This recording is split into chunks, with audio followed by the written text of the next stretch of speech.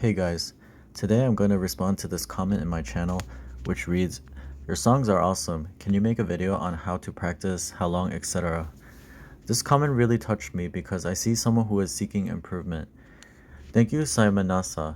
While I can't replace your teacher for specific details, I hope I can help. When you think about how you should be practicing, you should start by thinking about the goal of practicing, which is to sound good to other people with your performance.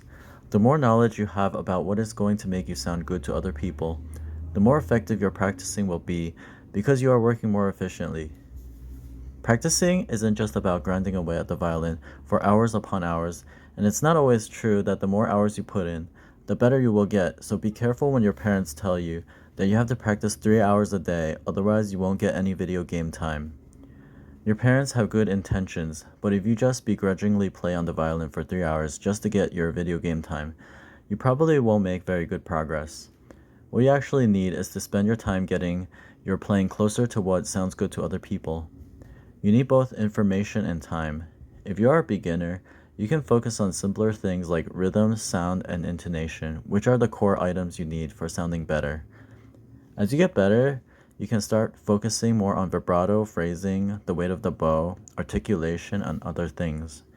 There are tools to help you work on specific things like using a metronome to make sure your rhythm is good. I want to point out a very important point that is often overlooked, which is the fact that you cannot actually hear your own performance in exactly the way that your audience will hear it when you are playing, because the violin is blasting straight into your face as you play. What you hear from your own playing as you play is actually a pretty bad representation of what your performance sounds to your audience who are a certain distance away. This is why I highly recommend that you record yourself in some way so that you can hear yourself from the recording perspective, which is not perfect, but a closer representation of what your audience will be hearing.